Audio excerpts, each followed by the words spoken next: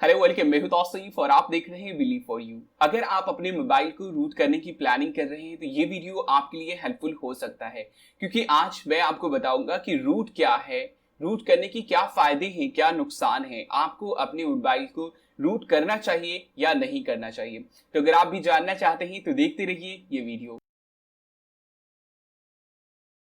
Okay, तो चलिए सबसे पहले बात कर लेते हैं कि रूट क्या है, ये सुपर यूजर, सुपर एक्सेस, ये सारी चीजें क्या है।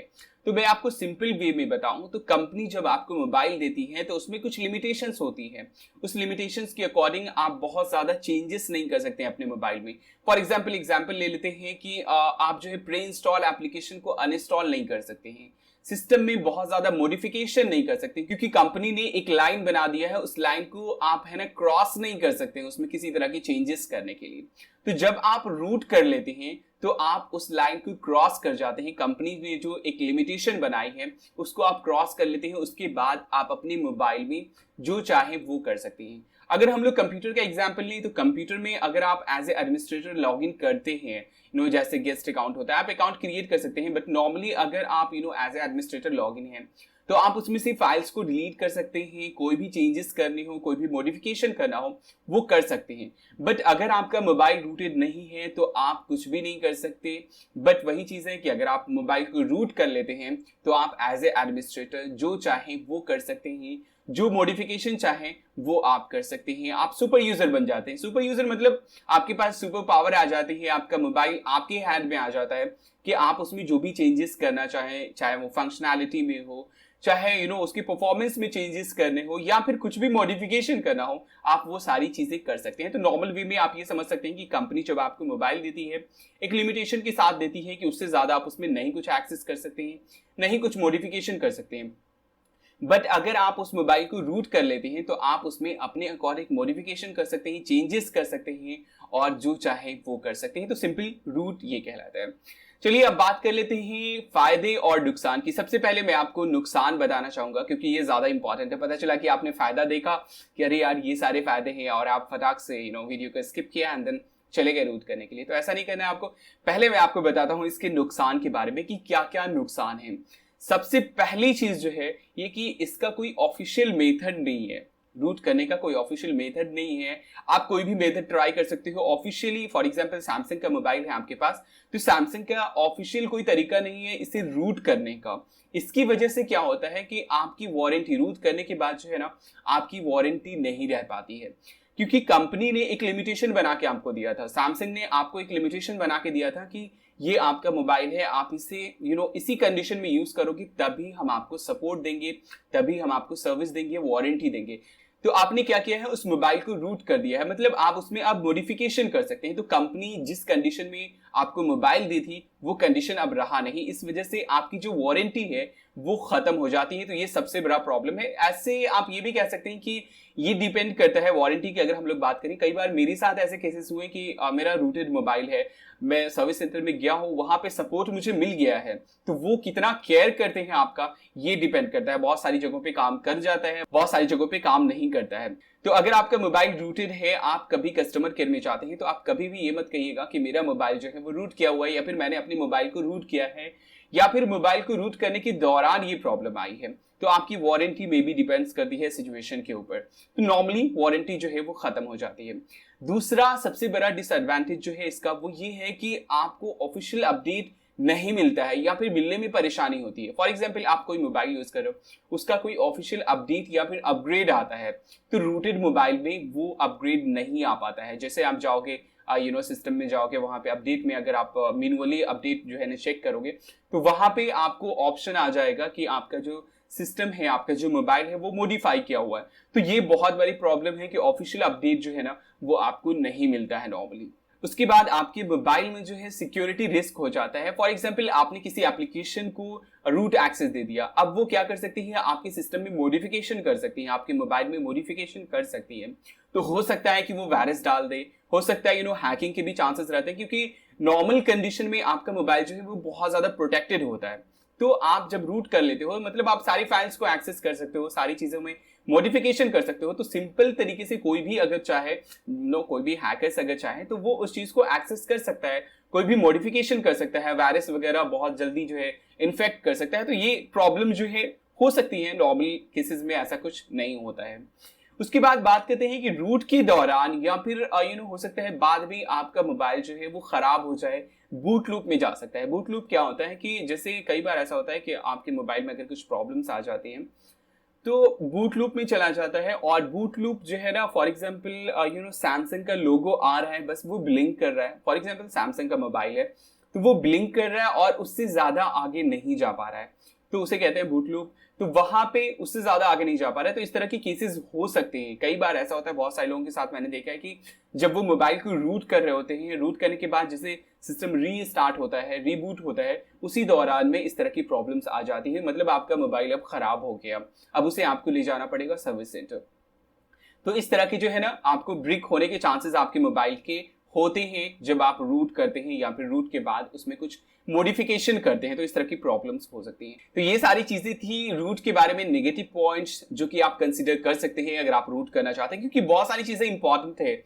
आपको ऑफिशियल अपग्रेड नहीं मिलेगा, आपको जो है उसका जो वारंटी है वो कवर नहीं होगा, और भी बहुत सारी चीजें जो है प्रॉब्लम्स हो सकती हैं। तो बट अगर आप इस चीज को कंसीडर नहीं करते हैं, कोई प्रॉब्लम नहीं है आपके लिए, तो चलिए मैं आपको बताता हूं कि इसके एडवांटेज क्या क्या है। ओके, तो अगर हम लोग बात करें इसके एडवांटेजेस की, तो इसमें बहुत सारी चीजें आ जाती हैं। सबसे पहले तो यही है कि हम सुपर यूजर बन जाते हैं, मतलब इसकी सभी फाइल को हम एक्सेस कर सकते हैं, सभी सभी चीजों में मॉडिफिकेशन हम कर सकते हैं। तो ऑब्वियस सी बात है कि बहुत सारे रास्ते हमारे पास ओपन हो जाते हैं। अब डिपेंड करता है हम पे कि हम कितना जानते हैं रूट करने के बाद। तो सबसे पहला अगर बेसिक चीज हम लोग बात करें, इसका जो एडवांटेज है कि आप जो प्री इंस्टॉल एप्लीकेशन को अनइंस्टॉल कर सकते हैं, जबकि नॉर्मल कंडीशन में कंपनी जो है वो एक लिमिटेशन डाल के देती है कि आप उसे अनइंस्टॉल नहीं कर सकते हैं। बट जब आप सुपर यूजर बन जाते हैं, आपके पास सुपर एक्सेस आ जाता है, सुपर पावर आ जाता है, तब आप उसे अनइंस्टॉल कर सकते हैं। वैसे ही अगर मूव करने की बात करें, बहुत सारे ऐसे एप्लीकेशन होते हैं जो सिस्टम मेमोरी से एसडी कार्ड में मूव नहीं होता है। तो अगर आप उसे रूट कर लेते हैं तो आप उसे बहुत ही आसानी के साथ किसी भी एप्लीकेशन की हेल्प से आप जो है उसे मूव कर सकते हैं। एंड देन सबसे इंपॉर्टेंट चीज, सबसे एडवांस फीचर जो है रूट एक्सेस करने के बाद आपको मिल जाता है कि आप कस्टम रिकवरी, कस्टम रोम या फिर कस्टम कर्नेल वगैरह जो है वो फ्लैश कर सकते हैं। फॉर एग्जाम्पल आपके मोबाइल में जो है ऑफिशियल अपग्रेड नहीं आ रहा है, आपके मोबाइल में किटकैट है, उसे अगर आप लॉलीपॉप में करना चाह रहे हैं या फिर मार्शमैलो में अपग्रेड करना चाह रहे हैं, उसका ऑफिशियल अपग्रेड नहीं आ रहा है, तो आप अगर अपने मोबाइल को रूट कर लेते हैं तो बहुत ही आसानी के साथ आप जो है कस्टम रोम फ्लैश कर सकते हैं, मतलब अपने मोबाइल को जो है मार्शमैलो में कन्वर्ट कर सकते हैं। ये इसका काफी अच्छा फीचर है। जैसे कि कर्नल वगैरह, कस्टम कर्नल वगैरह अगर आप अपने मोबाइल के अकॉर्डिंग डालते हैं तो हो सकता है कि परफॉर्मेंस वगैरह को आप ज्यादा बढ़ा सकें, तो ये काफी अच्छी चीजें हो जाती है। वैसे ही जो है आप बूट एनिमेशन वगैरह, जैसे कि सैमसंग का लोगो आता है स्टार्टिंग में, उसे भी आपको चेंज करना है तो आप चेंज कर सकते हैं, ऐसा मुझे काफी अच्छा लगता है। बट अगर आप कुछ कस्टम डालना चाहें तो आप खुद से जो है वो सारी चीजें डाल सकते हैं। एंड देन और भी बहुत सारी फीचर्स जो है ना वो इंक्लूड हो जाते हैं, जैसे कि आप रिवर्स टेथरिंग कर सकते हैं। अगर आपका मोबाइल रूटेड है तो आप अपने पीसी के इंटरनेट को अपने मोबाइल में रिवर्स टेथरिंग के जरिए जो है वो यूज कर सकते हैं। वैसे ही वाईफाई की कुछ एप्लीकेशंस आते हैं जिनमें जो है रूट का होना जरूरी होता है, तब जाकर के आप उसे एक्सेस कर पाएंगे। जैसे कि वाईफाई को शेयर करना हो, नॉर्मली अगर हम लोग हॉटस्पॉट क्रिएट करते हैं तो मोबाइल डाटा को ही शेयर कर सकते हैं, बट जब अगर हम लोग रूट एक्सेस कर लेंगे तो हम लोग जो है वाईफाई को भी शेयर कर सकते हैं। वैसे ही बहुत सारे ऐसे एप्लीकेशन आते हैं जो कि रूट एक्सेस, जिन्हें रूट एक्सेस चाहिए होता है, जैसे कि स्क्रीन रिकॉर्डिंग के सॉफ्टवेयर आते हैं, उन्हें रूट एक्सेस चाहिए होता है। और उसके बाद बहुत सारे ऐसे एप्लीकेशन हैं जिन्हें रूट एक्सेस की जरूरत होती है। तो ये सारी चीजें हैं, कुछ एडवांटेजेस हैं, बट कुछ ऐसी भी एप्लीकेशन हैं जो अगर आप कुछ लोग ऐसा भी सोचते हैं कि अनरूट कर लिया तो हमारा मोबाइल बिल्कुल पहले जैसी कंडीशन में आ जाएगा, ऐसा नहीं होता है। जैसे कि कुछ एप्लीकेशंस नॉक्स, या फिर अभी आप एडवर्टाइज देख रहे होंगे टाटा स्काई का जो वो एप्लीकेशन है वो रूट यूजर्स के लिए नहीं है। अगर आपने अपने मोबाइल को रूट किया है तो आप उस एप्लीकेशन का यूज नहीं कर सकते।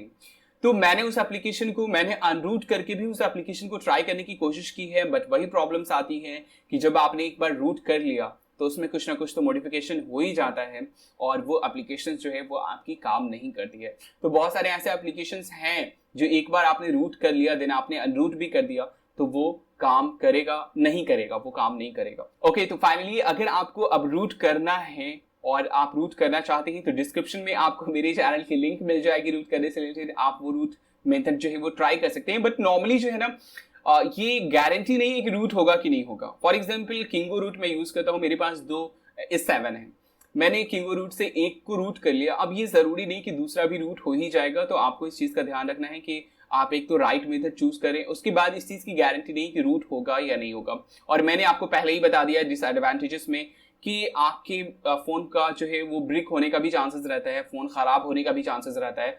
मतलब 5% जो है ना चांसेस होते हैं कि खराब हो सकते हैं। तो आपको इस चीज का ख्याल रखना है, आपको पहले जो है एहतियात बरतनी है और प्लान करके सोच समझ के ये सारी चीजें करनी है।